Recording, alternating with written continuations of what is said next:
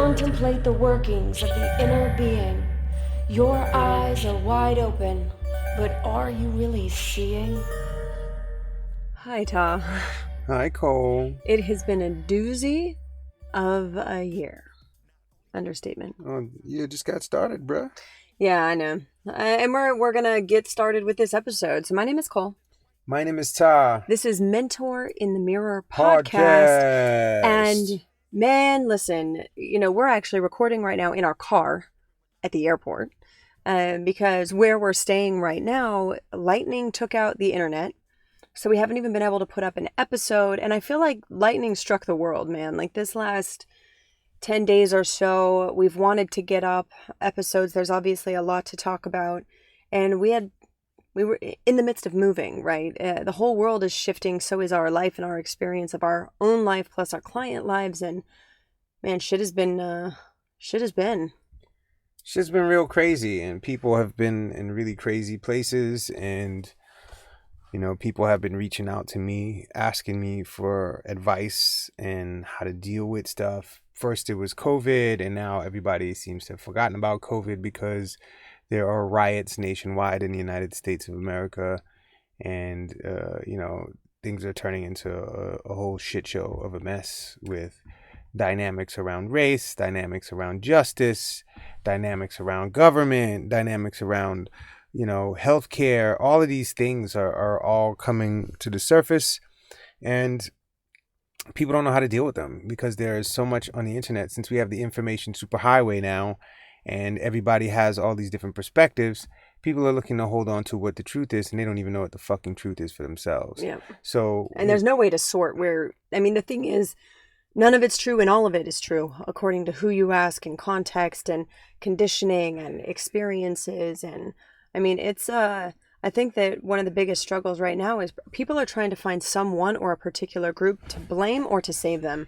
And neither is the case in any direction. Well, this is a big thing with people not knowing themselves, not knowing what the truth is for them.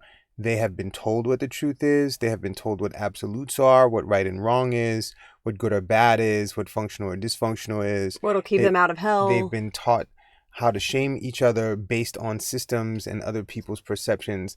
And many people don't have any jurisdiction over their perspective. They haven't. And now now these things are coming up to question because they have all of these different conflicting things that are causing chaos in their bodies because they don't know which way to turn. Yeah. So this is part of, my journey has been finding out what is true for me, what is functional for me, not judging other people's truths, but, looking to gain more perspective as to why people function the way they do, what's going on with them. Where their truth comes from. And slowing down so that people don't have to be hidden in a space of shame, in a space of guilt, and in all of these spaces that are dysfunctional.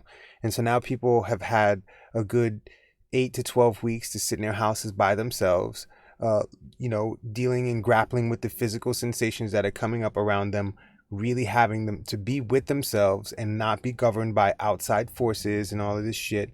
And so now all these questions are coming up. And now here we are with these civil rights questions, these questions about around black people, white people, race, all of this stuff, injustices, murder, the police, riot, protests, all of this stuff, stealing stuff. What's the difference between protest and riot?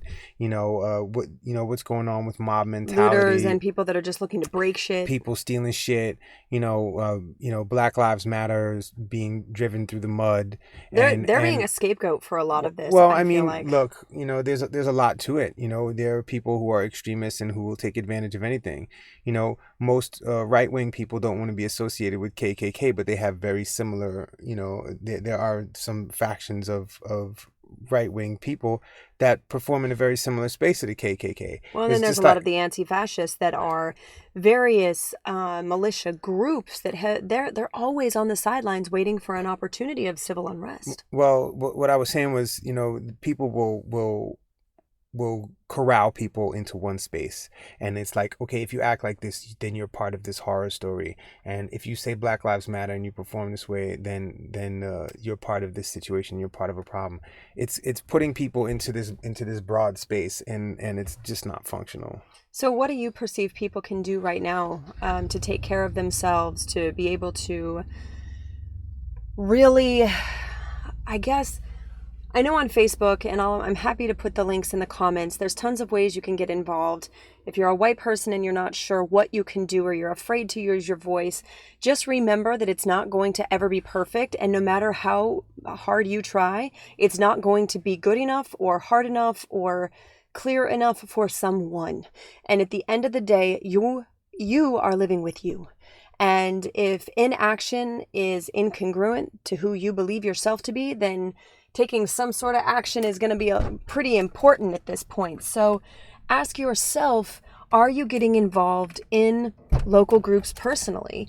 And like I said, I can post tons of links of groups that you can support, that you can start to learn from. And just know that you're going to piss some people off in every uncomfortable conversation you get into. But if you can come from a place of curiosity, from holding space, what I mean by holding space is knowing that even if someone projects all their anger at you, trusting and reminding yourself this doesn't have to do with you. This is a system. This is a societal conditioning that people are sick of. They're tired of, they're exhausted. And just trust that you're going to continue to learn and to grow. You can check out these links. And if you don't know what actions to take, money always speaks. You don't have to be the person on the front lines. We need people there that are financially helping to get people out of jail, to take medical supplies to the front lines. And so if you notice you're feeling like you're not doing enough, man, throw some bread at one of these organizations. We've sent money to quite a few. One of them that's coming right off the top of my head is Black Visions. They're an amazing LGBTQ group that is really looking to support through healing and changing systems. And that was really important to us. And then we've made personal donations to people on the front lines that need supply. So for Utah, what do you think if someone's looking to learn more? What is some tools, some resources, or just some perspective you can throw at them? Look, if you want to do things, and this goes for Black people, white people, whoever, if you want to do something, it starts with you. Who are you in this? Why are you feeling the way you're feeling? Are you functional within yourself? That's what you can start doing. We have so many people that are looking to boycott, looking to picket, looking to do something for someone else, and yet they're still at home and can't walk up a flight of steps. They're still yelling at their kids. They're still shaming each other. It starts with you and your household. And if you want to start somewhere, that's where it starts. Yeah. It starts with the people that you work with. Are you shaming them? Are you shaming yourself? Are you able to really listen to people? Do you deal in absolutes? Are you working from a space of certainty where this person's bad or this person's broken or this person's dysfunctional and I don't want anything to do with them and I will be intolerant of them? Is there intolerance in your life? Are you intolerant of other people? Are you unaccepting and unwilling to accept other people? Are you intolerant of yourself? Are you intolerant of your life? Are you intolerant of how your body looks and how it feels? Are you intolerant of your ability to do or not do things? What about you can be adjusted right now? And when your nervous system can come into a space where it's even, you can actually interact with other people in a space that's functional. But if you're in a space where your nervous system is heightened and activated, there's no logic that's ever going to come into your mind. And if you can't function from a space of logic and reason, there's no way any of this stuff is going to resolve. And we're walking around in a world with people who are logic free. When you're throwing bricks and setting fires to shit, there's a limited amount of logic to that, and it's brute force. And there are times where brute force is functional, and I'm not saying that it's not functional at this moment.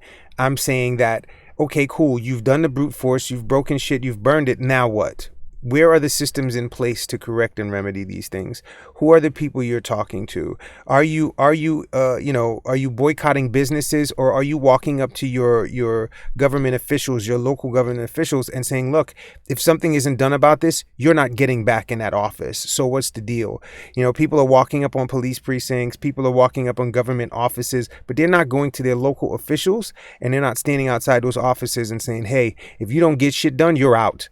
oh, you're out. We're pulling you out. So, nothing that you can do, nothing. We will not co-sign anything that you do, and you're out of office. So what's going to happen?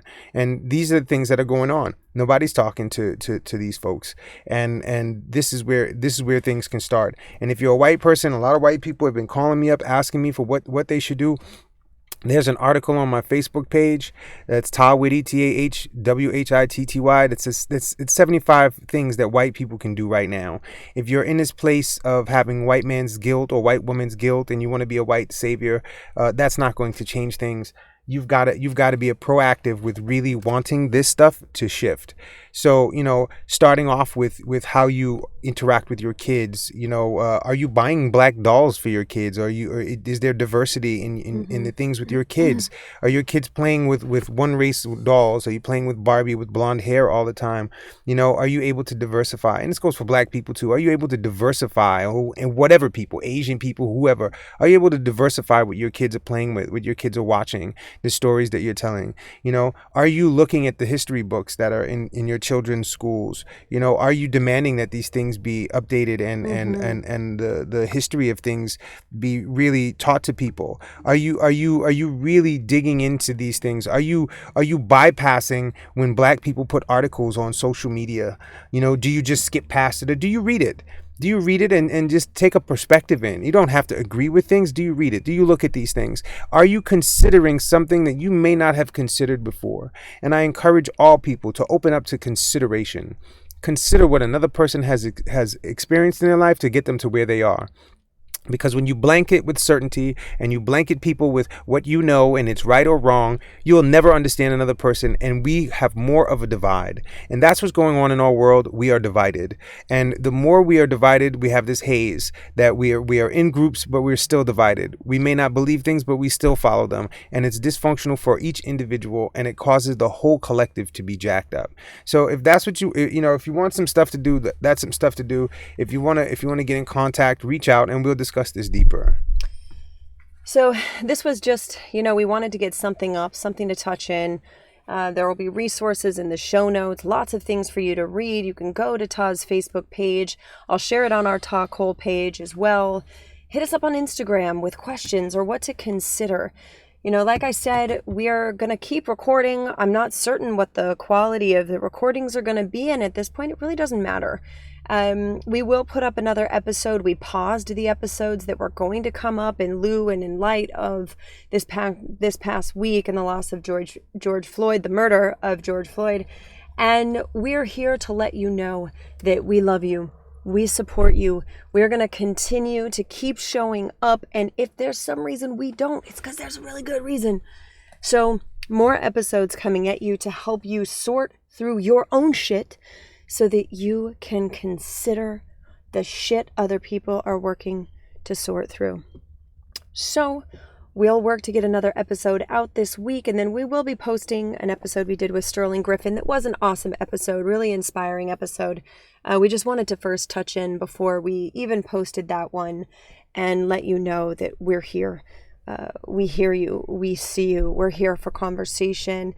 And get out and let there be some messy action sometimes. You may not have the perfect conversation. You may not have all the answers. So come with more questions. Come to learn. Come to listen. And until next time, don't forget to rate, review, subscribe, share this with a friend, and more dialogue to come. We love you so, so much. My name is Tah. We're Talk Hole. This is Mentor in the Mirror podcast. Be free.